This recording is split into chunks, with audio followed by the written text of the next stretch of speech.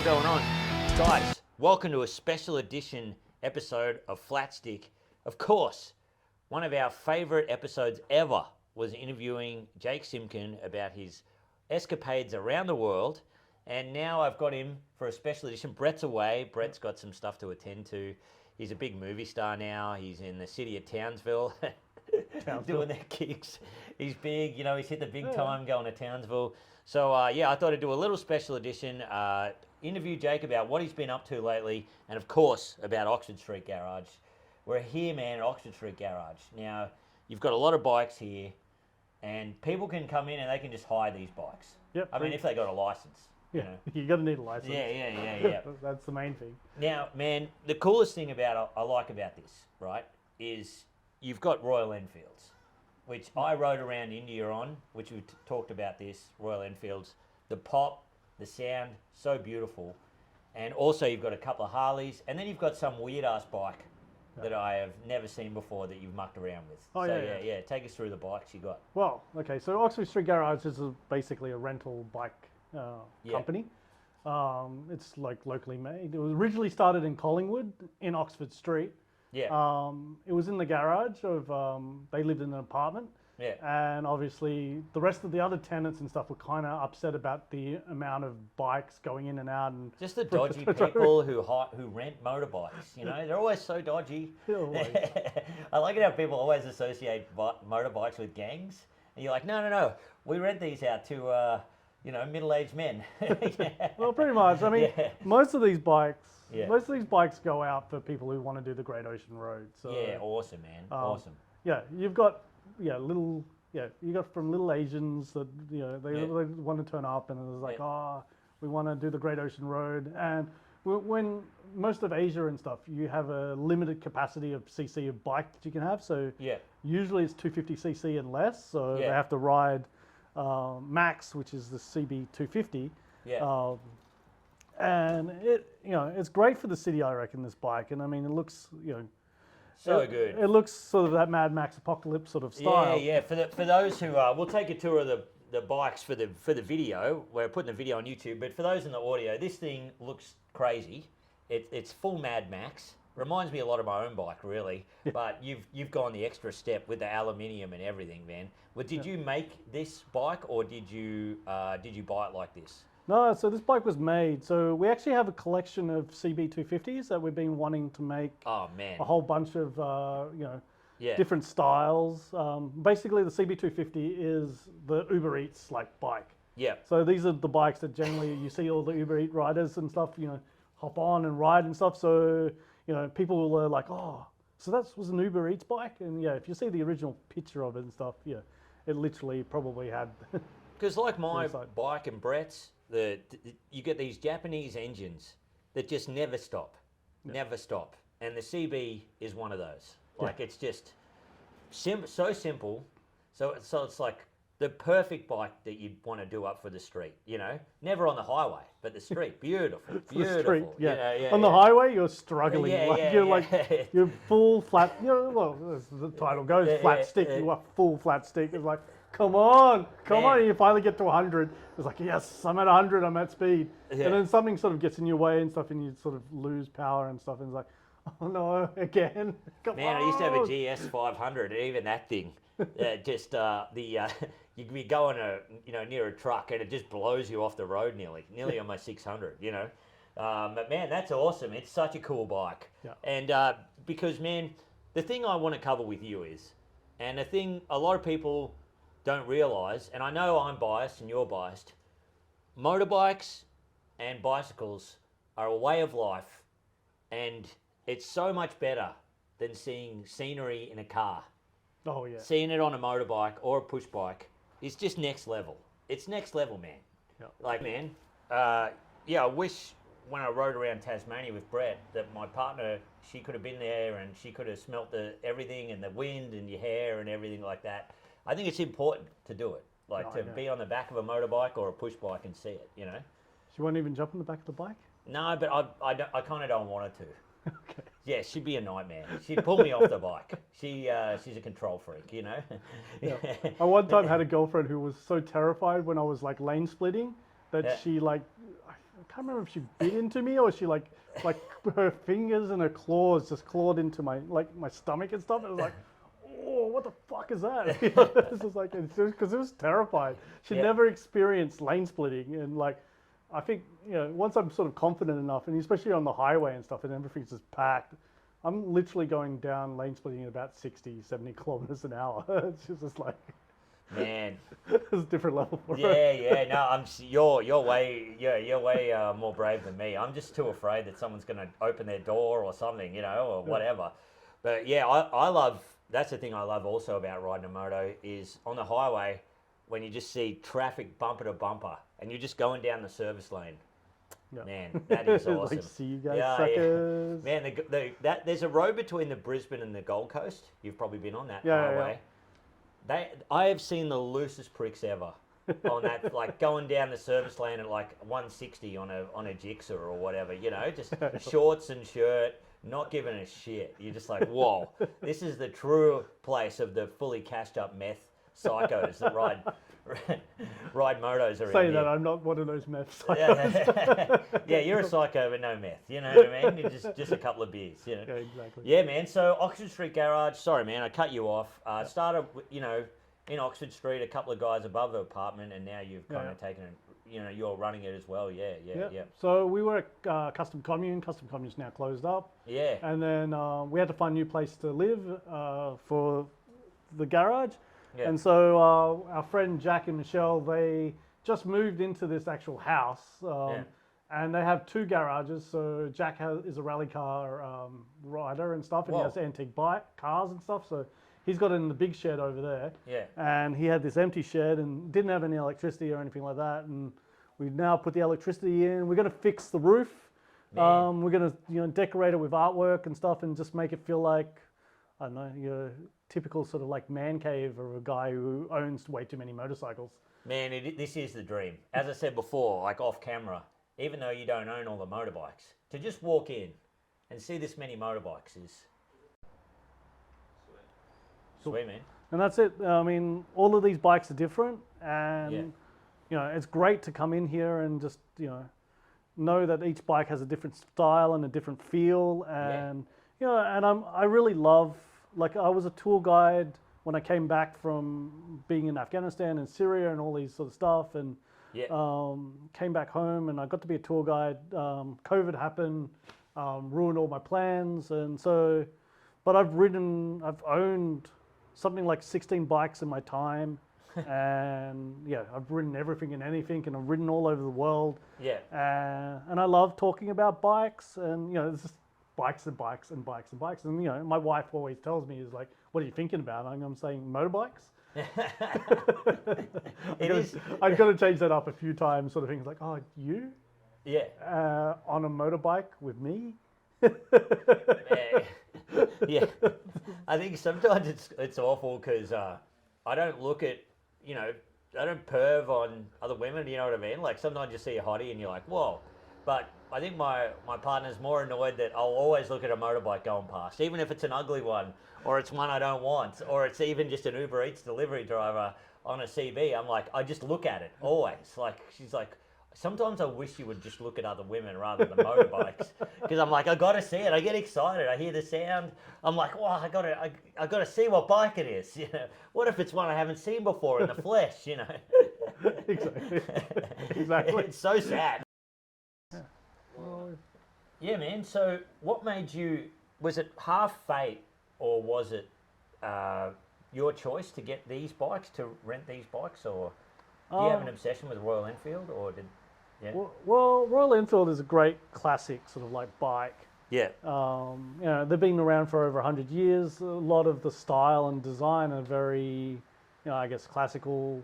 Yeah. Very, just reminds you of, riding back in the early days. And, there is a lure for that cafe racer sort of style of bike. Yeah. And, they're actually easy to maintain. They're easy to look after. And replace, and just they're a great mechanically easy bike to work on. I would have never have picked that, man. Like, British designed and everything, I thought they would have been the most complicated thing ever. But Yeah, I would have never picked that at all. Because Royal Enfield, in my opinion, that's kind of my Harley Davidson. Like a Bullet or something like a Bullet 500. Yeah. Of course, once again, probably dog shit on the highway. Dog shit on the However, highway. in the streets, so beautiful. At the lights and stuff, you're Yeah, just yeah. like this tractor. Come on. Yeah. But yeah, once you've got that flow and stuff with a Oh. Royal Enfield, like especially like a bike to ride. Yeah.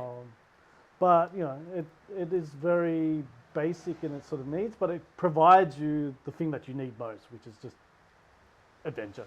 Yeah, man. Yeah, like Um, the I don't know, riding them, it just, I don't know, there's something that they've nailed there, which is comfort, and it just feels so good to turn. Also And what's the story behind the Harley? the Harley, everyone needs a good dad's bike. Yeah, yeah, And people love the Harley Davidson. It's just the name, the brand. Basically, it is yeah, the bike that you think of when you're going on a road trip. It's like, oh yeah, I want to ride a Harley, wear leather jackets, and just be cool, sort of thing. You know, the ultimate sort of dad feel. So we had the ultimate dad bike. You got the dog getting in there. Yeah. Hey Betty, Yeah. and this is Betty. Betty is our guard dog. Man, beautiful German Shepherd. So beautiful, man. She's not really too much of a guard dog. She loves everybody. But yeah.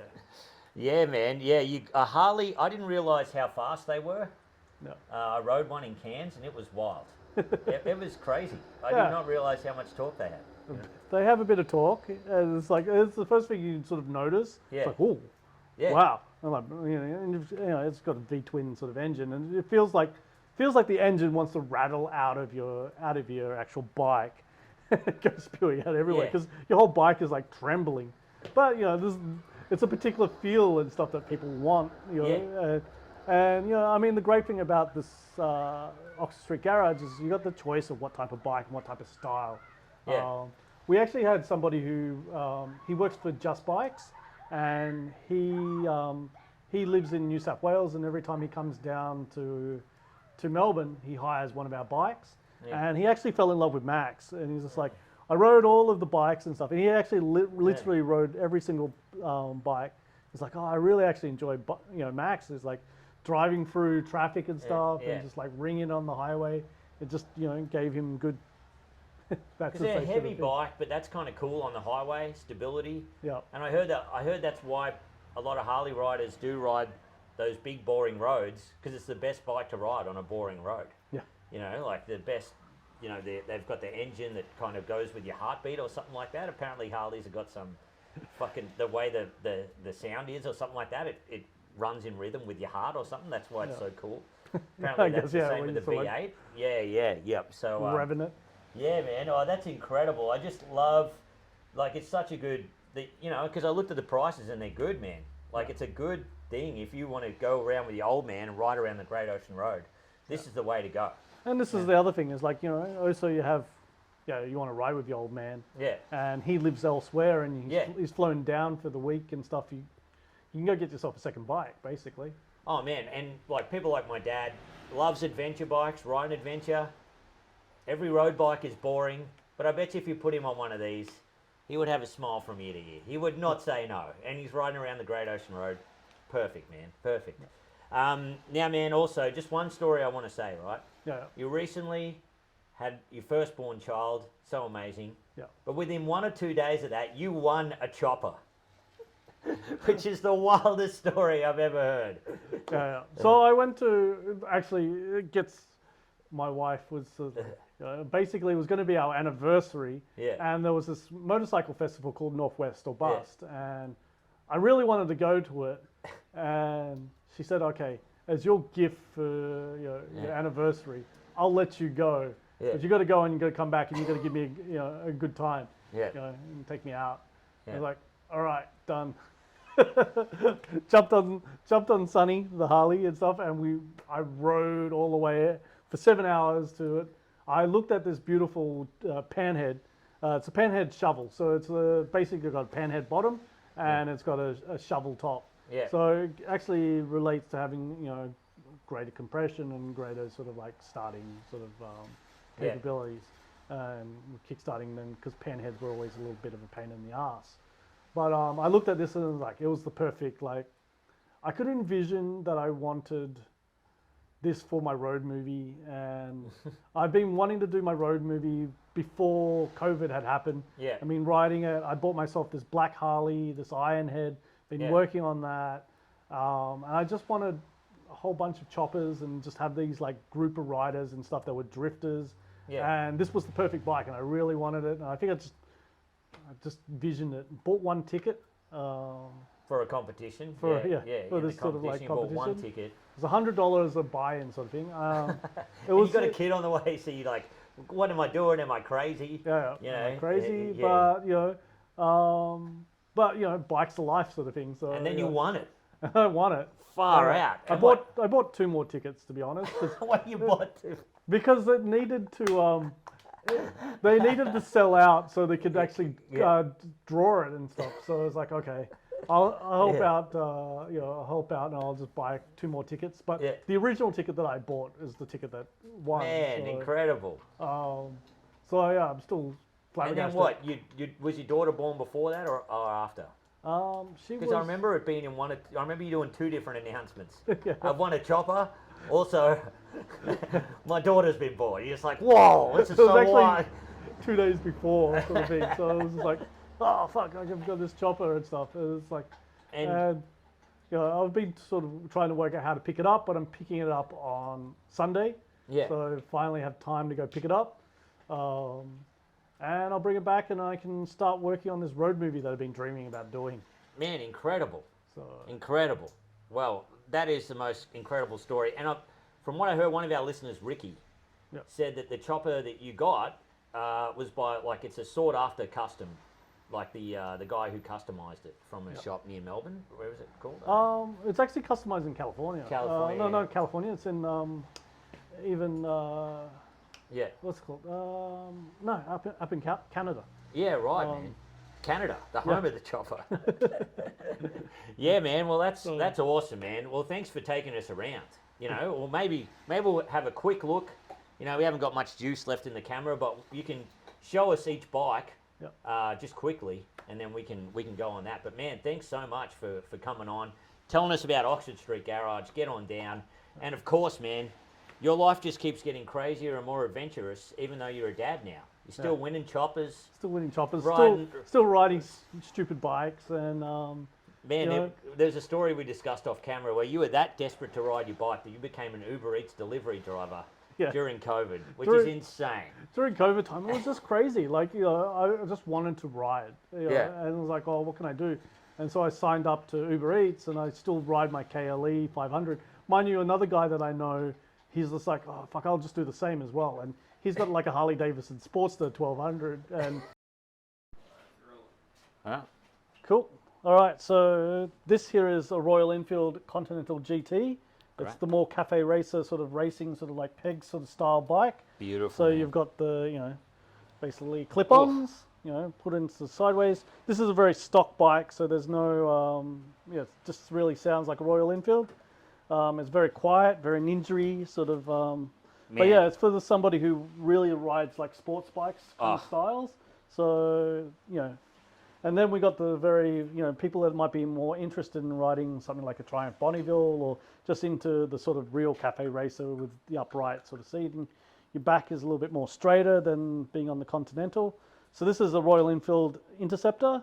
And this is the dream for me, to get one of these. So beautiful, so simple, and they sound great as well. Yeah, little pipes, which S&S makes generally mufflers and stuff for Harley Davidson. So this bike sounds a little bit more louder. Yeah. But both of these bikes have the same engine. It's just totally different sort of setup. So if you're nice. into sports bikes, the Continental GT is probably the bike for you. But if you're into sort of cruising around with your back straight and stuff, this is the Interceptor is the bike for you. So this is the dad's bike. This is the Harley Davidson 883. Nice. We have a lot of, dads and stuff. It's a birthday present. They've always dreamt about riding a Harley. Man. Yeah. They get this bike sort of thing. And as I said before, my dad, totally anti-Harley. But if you put him on one of these, I bet he'd smiling ear to ear. Yeah. He would love it, And then we got the Mad Max Beast. Yeah, Man, this is crazy. This is Mad Max Beast. This here is so wild. This here is a Honda CBF 250. Yeah. So this is your Uber Eats bike. except we've basically stripped off the paint off the gas tank. It was a bit beaten, a bit worn. And then also the side panels are all made. Man, it's sick. And this is a superfluous yellow light. Doesn't Yeah. really nothing, but other than it turns yellow. You just turn that button. Man, it looks and cool. there you go. That's it. It's all that matters, But it's got knobbies and it's not really that comfortable for riding, especially with its tram tracks and stuff. But it is a fun little ride, and even though people actually take it for the Great Ocean Road and just really send it all in one day. That's sick. But Now I'm interested to hear about this one, man. Like the Meteor, a probably nice amount of power, yet probably still handles pretty good on the highway. Like even though it's a 350, I guess. Yeah, this is probably my favorite bike out of all of it. Sick. It's just a fun bike to ride around the city. On the highway and stuff, you want to get that bit of power and stuff. All right, man. So your favorite bike and So, but they've actually made a 650 Super Meteor, and I'm actually looking forward to that type of bike. Super Meteor. Super Meteor. Super Meteor. But this is the Meteor 350. Yeah. It is a sort of cruiser bike.